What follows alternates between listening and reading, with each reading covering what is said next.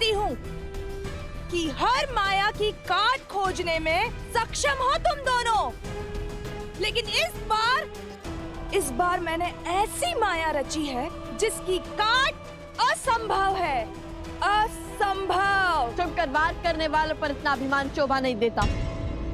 बताओ कौन है तुम, क्यों आई हो, अपना परिचय दो, क्यों हमारे मार्ग में बाधा बन रही हो, सामने आओ। यदि अपने प्राण प्रिय है तो हमारे मार्ग से हट जाओ। स्वयं को बहुत बड़ा धनुर्धारी मानते हो ना, किंतु हर महान व्यक्ति के उद्देश्य भी महान होते हैं, जैसे धर्म की रक्षा करना।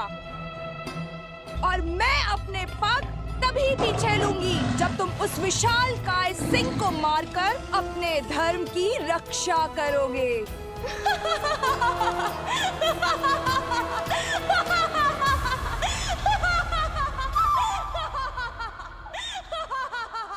भैया, यहाँ पे तो बहुत सारे मार्ग हैं। हम तुम्हारी संतुष्टि के लिए इस सिंह के मुंह में क्यों जाएं? खड़े रहो यहीं। भैया, हम किसी और मार्ग से चले जाते हैं। चलिए भैया। अरे, इतने बड़े शूरवीर होकर इतने से सिंह से भयभीत हो गए।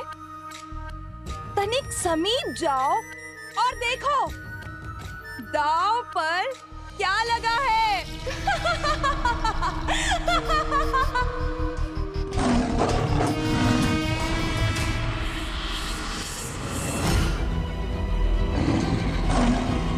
शीघ्र आइए, जल्दी शीघ्र कीजिए। ये तो सोमकर्ण, उपगुरु, अवत्सरा और भाभीश्री प्रस्ता है। किंतु ये सब यहाँ कैसे? अरे ऋषिवर! वहाँ संकट है, रुकिए।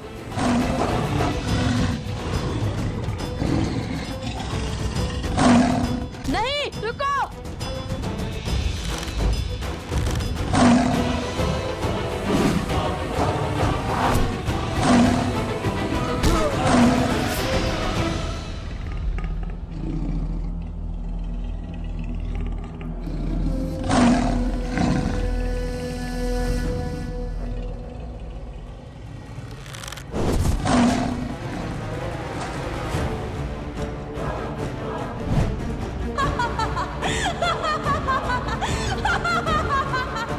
अभी भी यहाँ से जाना चाहते हो लवकुश, अपने साथियों को मृत्यु के मुख में छोड़कर?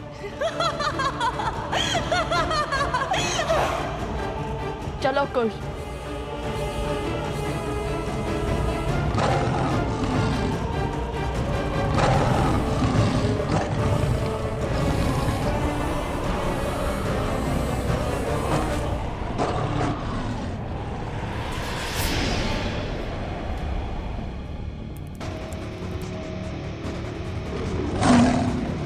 ये सिंह उस और किसे? लव कुश?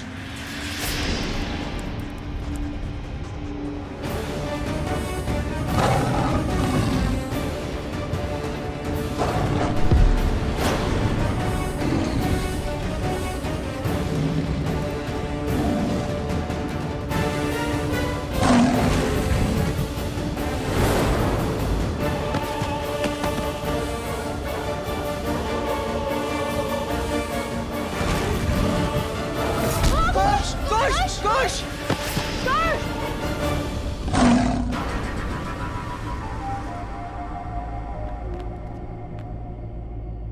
कुश!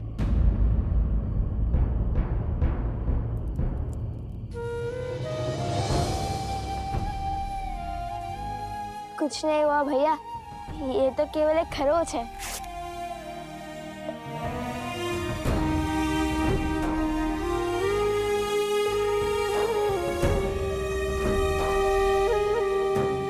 लव, यदि भीतर है तो तुम्हारे प्राण संकट में पड़ सकते हैं। प्राणों से प्रिय मित्र के प्राण दांव पर लगे हैं।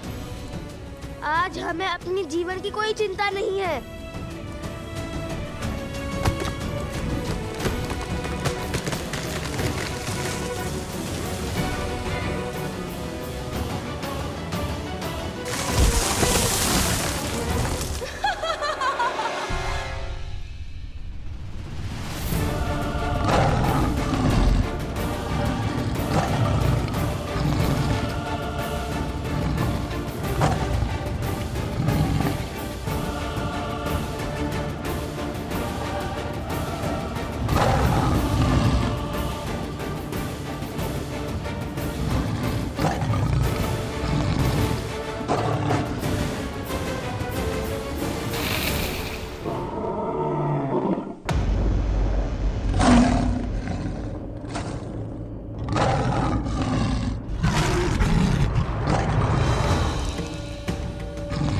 मार्ग से हटो मायावी पशु।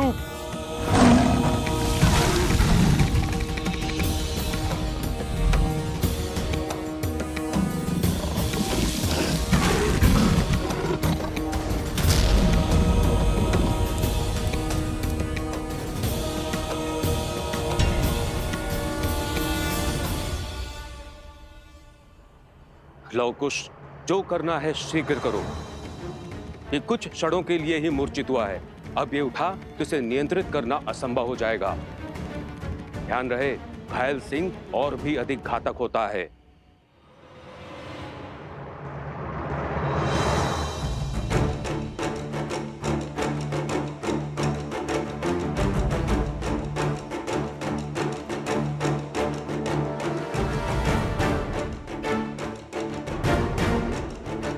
इसने तो पूरा मार्ग ही अवरोध कर दिया है।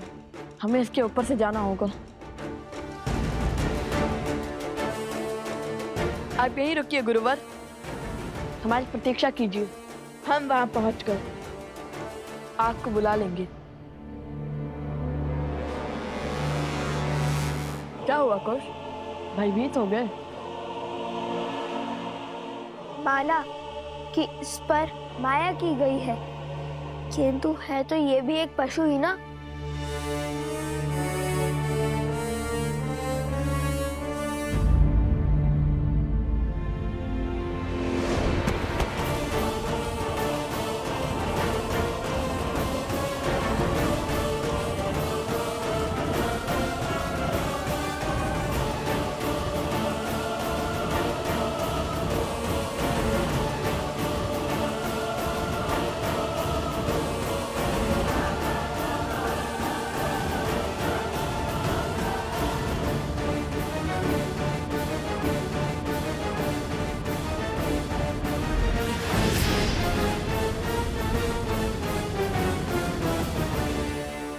कहाँ रह गए कुश? अरे सिंह का शरीर है, अयोध्या का उपवन नहीं।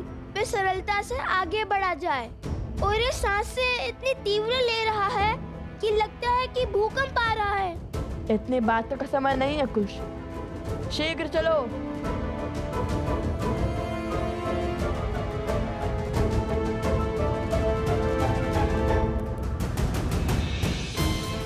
वो देखो।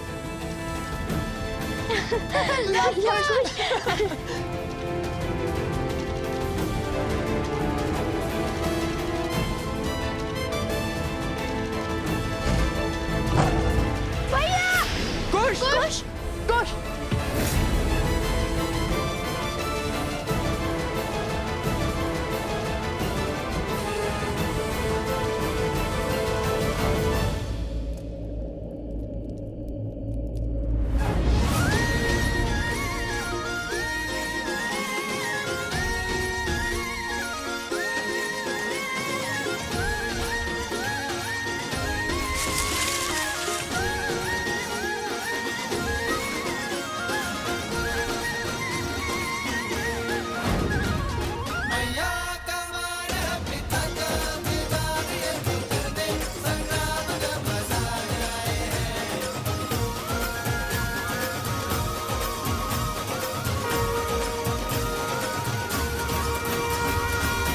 आज तक यहाँ क्यों आए हैं?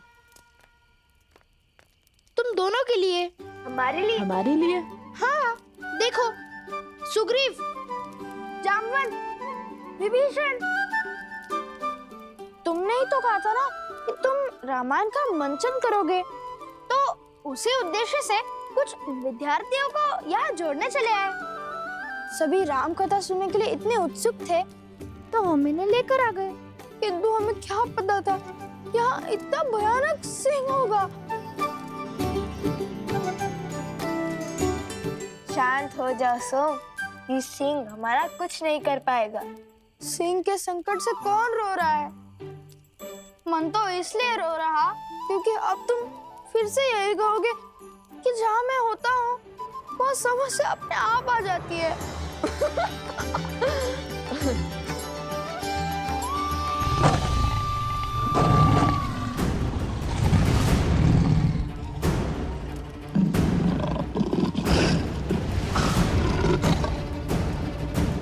समय बीतने को है, सज रहो।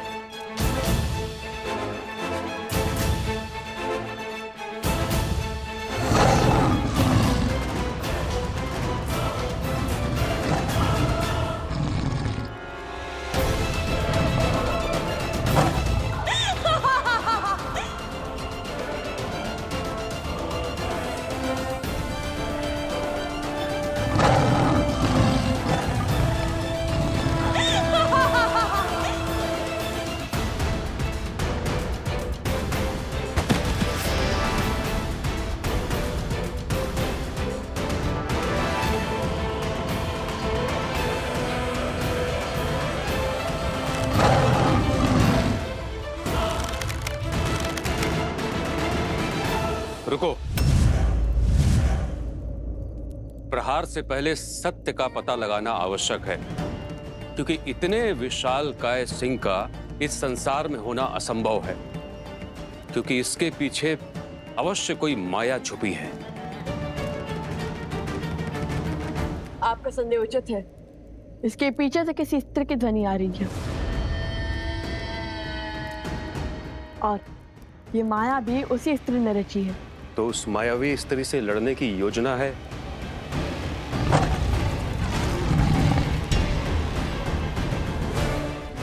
अभी बताते हैं।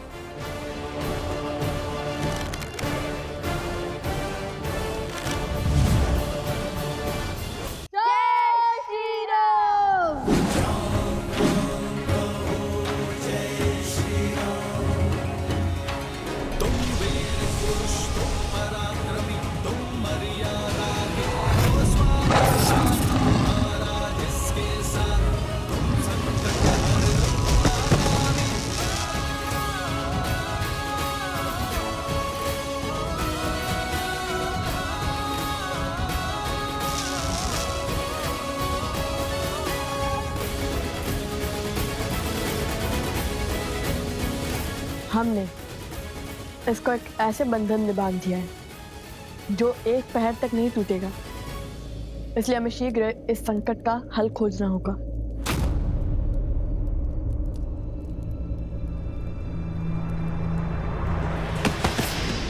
कुश! कुश, क्या हुआ? कुश, उठो! कुश, उठो! कुश, उठो! उठो कुश! कुश, क्या हुआ तुम्हें? बता मुझे। कुश, उठो!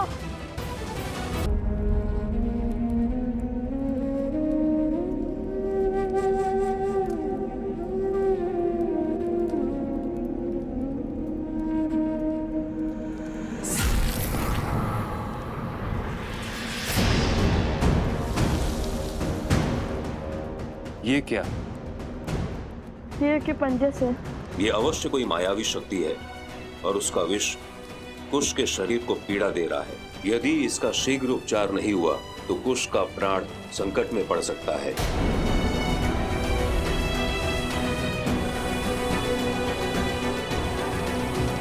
तुम्हें बता मुझे। कुश, उठो!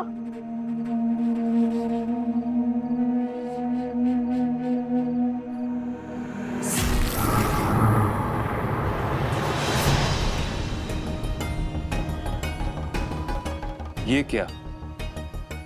सिंह के पंजे से। ये अवश्य कोई मायावी शक्ति है और उसका विष कुश के शरीर को पीड़ा दे रहा है।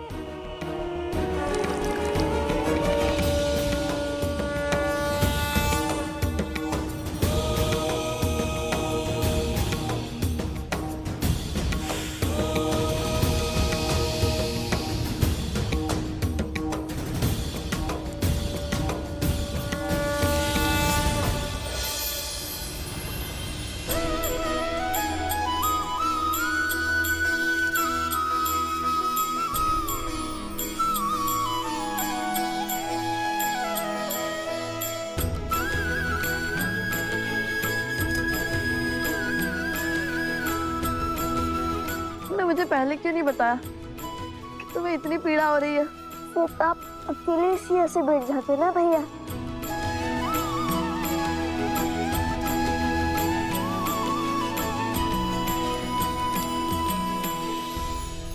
धन्यवाद गुरुवर, किंतु ये घाव ठीक तो हो जाएंगे ना?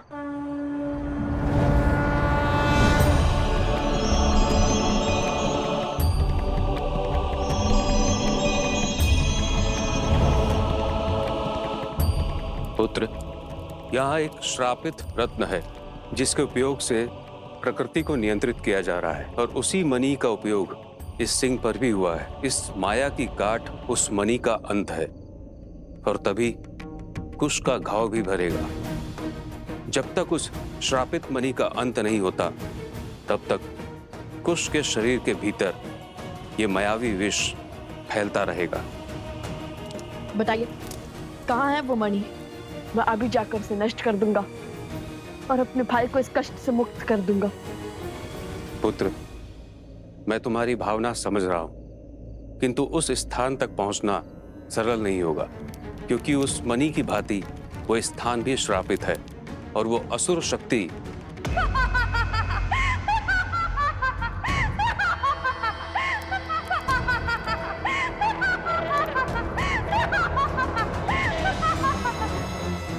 असुरी शक्ति अर्थात मैं, और मैं इन लोगों को यहाँ तक कभी नहीं पहुँचने दूंगी।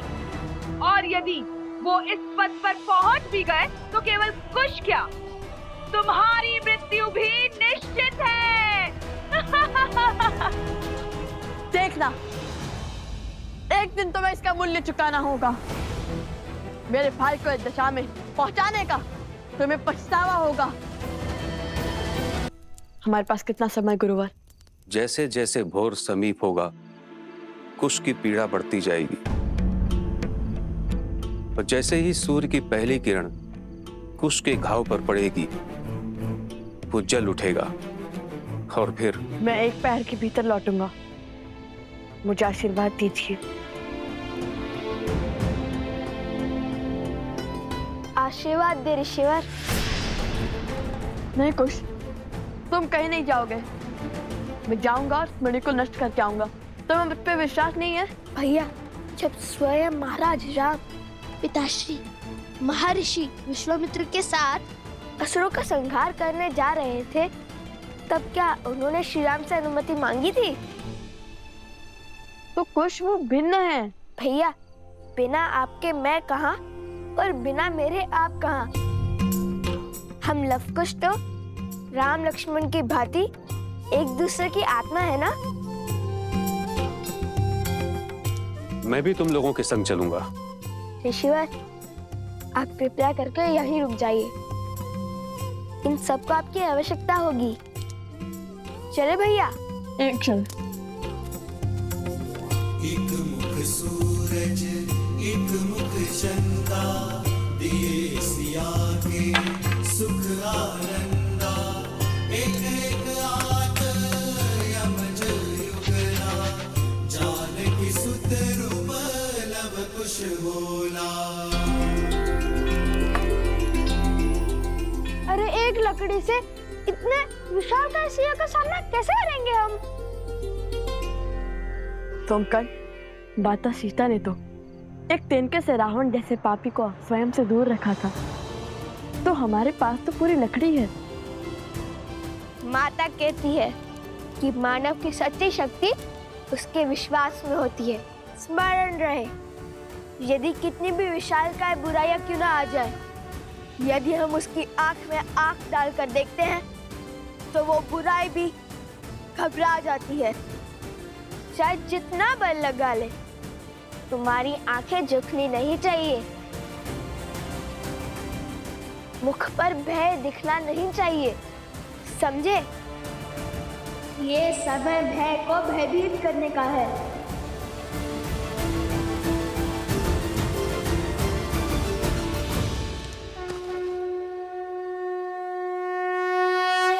विजयी भव।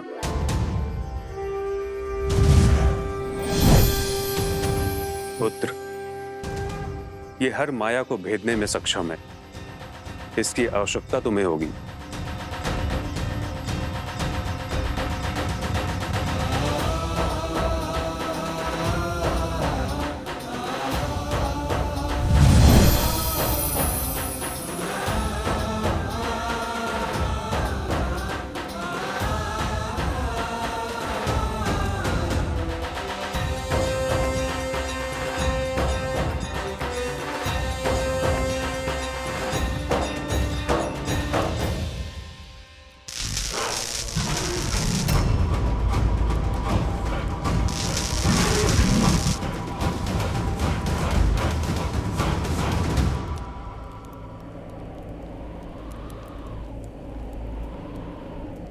गुरुवर ने कहा था कि हमें ध्रुव तारे के पीछे चलते जाना है और उससे 5 कोस दूर हमें एक घना वट वृक्ष मिलेगा। उसके ऊपर एक तांबे की घंटी होगी। भैया, क्या हुआ? कुछ बहुत पीड़ा हो रही है, खाव कष्ट दे रहा है। बताओ मुझे, यदि तुम्हें विश्राम करना है तो कर लो। नहीं भैया, मैं ठीक हूँ। मेरी अचरज का कारण तो आपकी सोच है। आप कब से मेरी भांति सोचने लगे? इतनी तेज आंधी में घंटी को भागे भागे आंखों से खोजने लगे। समझ गया।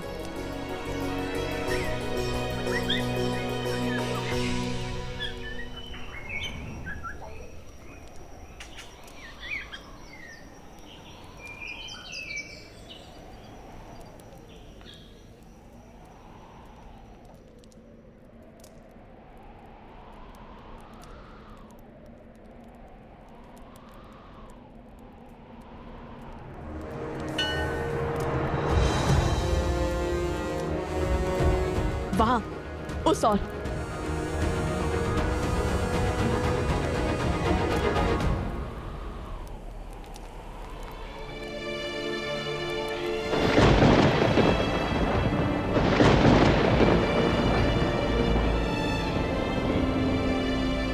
कुमुदनी, सोमकर्ण, अवत्सरा, प्रसूता, कोई नहीं लौटा अब तक? नहीं देवी। अच्छा,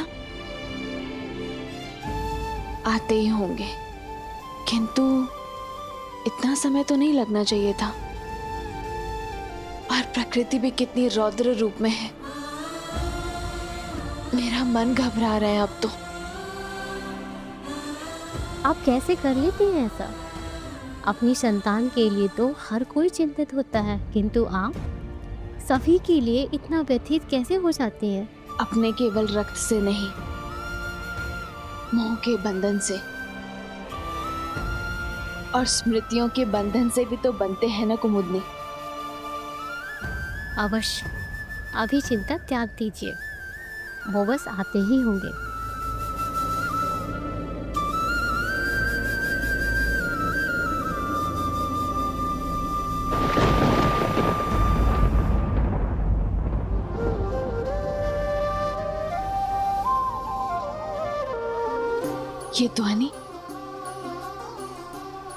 ये ध्वनि कहाँ से आ रही है?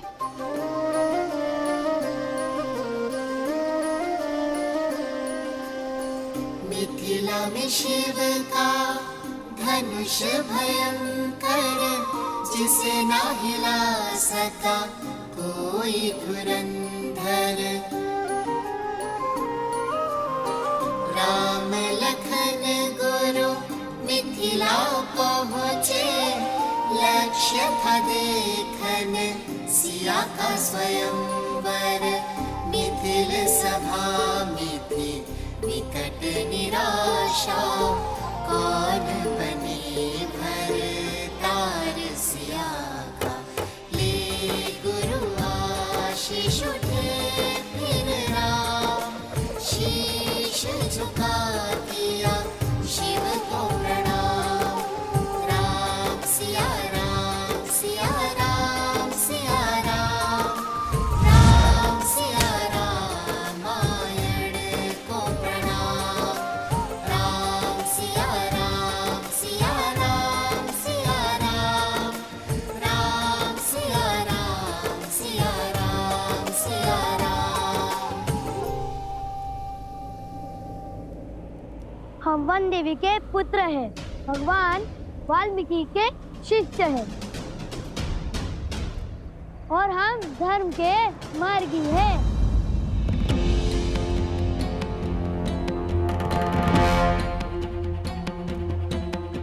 चटुकन, तुम रामायण कथा का गायन लवकुश की भांति अभ्यास क्यों कर रहे हो? अरे लवकुश ने तो ये भाग किसी को भी बताने से मना किया था, अब इन्हें क्या कहें? वो बंदे भी लवकुश को हम बहुत स्मरण कर रहे थे और हम सबको उन्होंने ही इतना प्रभावित किया है, तो अच्छा,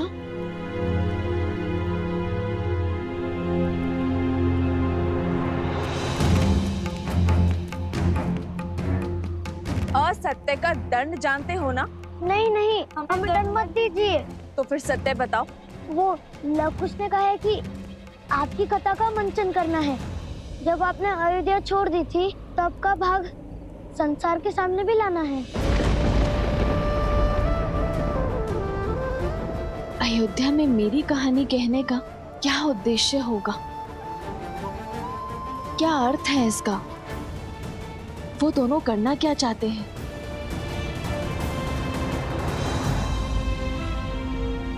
एक बात कहूँ वन दीदी, आप क्रोधित तो नहीं होगी? नहीं, कहो क्या बात है? आप बहुत भाग्यशाली है कि लवकुश आपके पुत्र है। वो दोनों हर क्षण आपके विषय में ही सोचते रहते हैं। देखिएगा, जब अयोध्या में लवकुश की रामायण का मंचन होगा तब उनके प्रयास अवश्य सफल होंगे, रामायण अवश्य पूर्ण होगी। किंतु हाँ, तनिक चौंकने के लिए सज्ज रहेगा और अब आगे कुछ मत पूछेगा।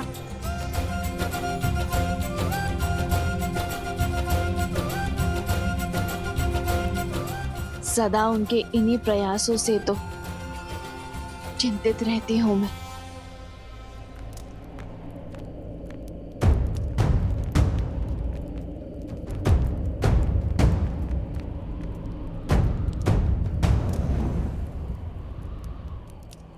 मिल गया।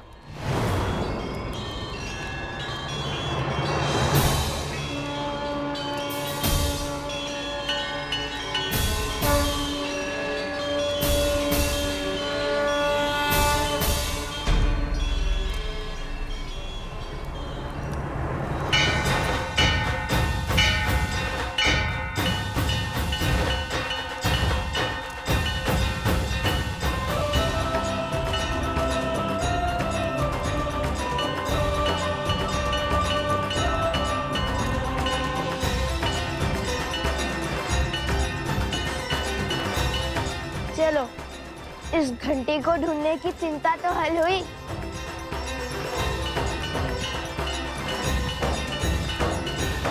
कैसी चिंता देवी?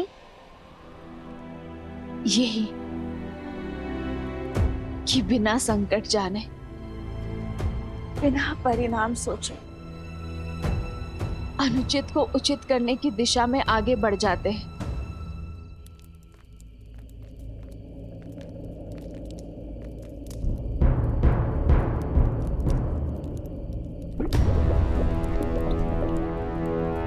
भैया, हमें बस एक सेतु खोजना है जो हमें पर्वत के उस ओर जैन मंदिर तक पहुंचा दे, जैसा गुरुवर ने बताया था।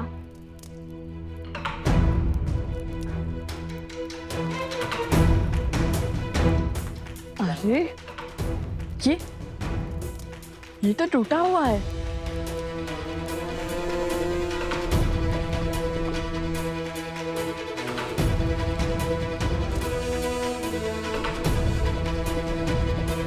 भैया, वो विशाल वृक्ष सेतु का कार्य कर सकता है।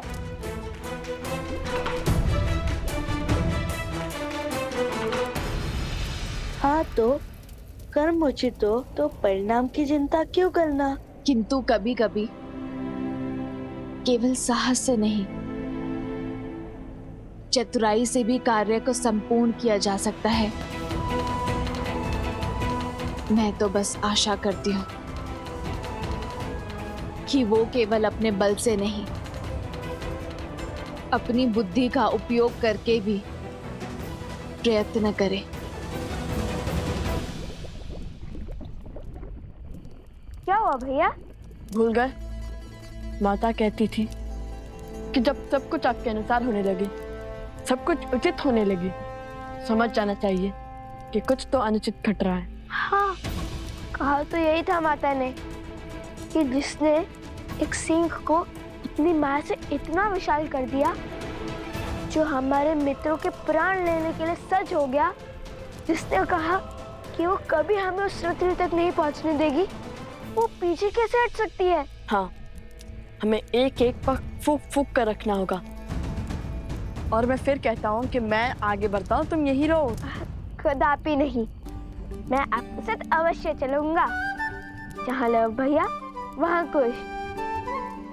और वैसे भी यहाँ तक पहुँचकर पीछे हट जाऊं ताकि सारी प्रशंसा आप लूट ले। ऐसा नहीं हो सकता। अब लगता है ये वृक्ष हमारा अंतिम विकल्प है, किंतु पहले हमें ये देखना होगा कि ये वृक्ष जिससे इस लावा के ऊपर एक पुल बन गया है, वो हमारा भार उठा भी पाएगा या नहीं।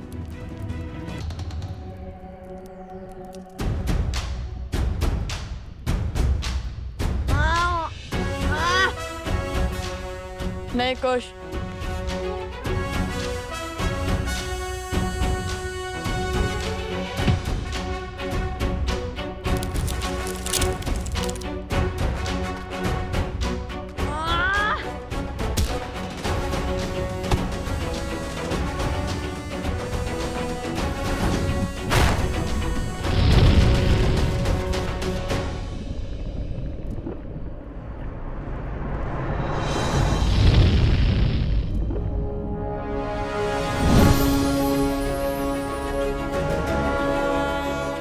बलशाली, किंतु इसका उपयोग करके देखते हैं कि ये मायावी है या नहीं।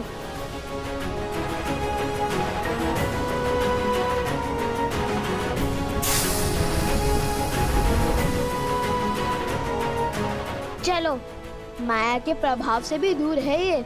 चलो अब हम इस पर चल सकते हैं।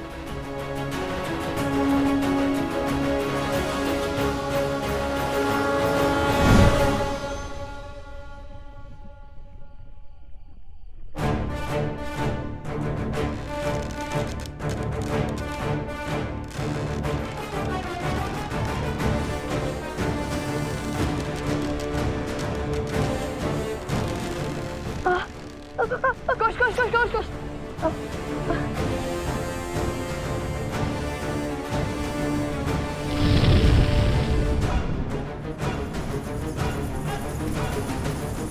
ये ध्वनि कैसी आ रही है?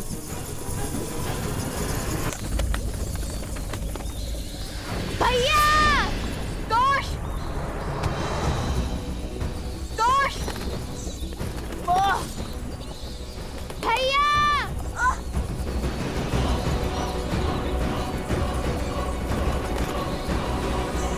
कोश, पकड़ के देखो, कोश छोड़ना नहीं, कोश।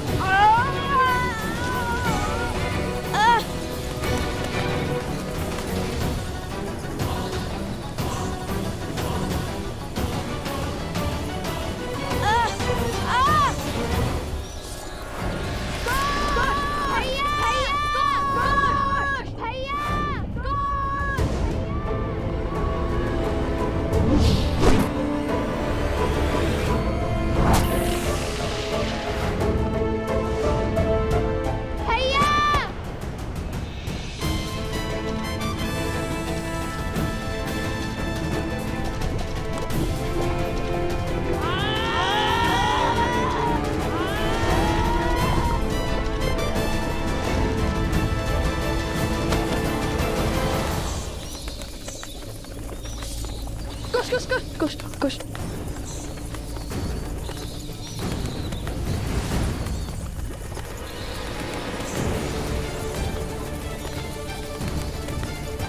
भैया ये तो पुनः आ गए।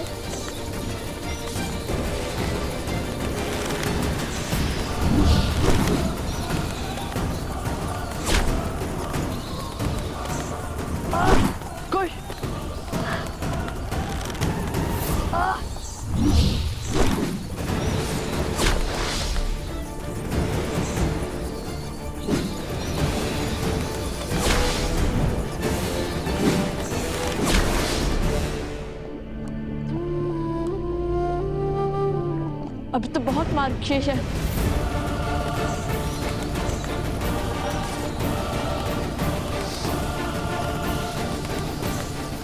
समझे तो कूदो।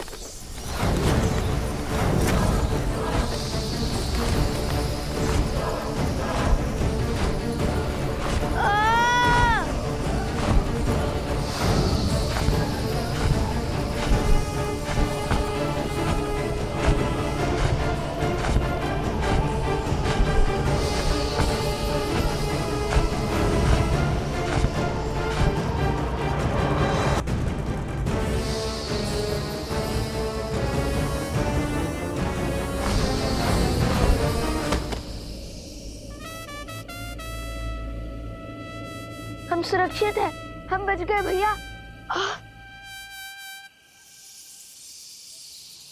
चलो अब इनका अंत करते हैं।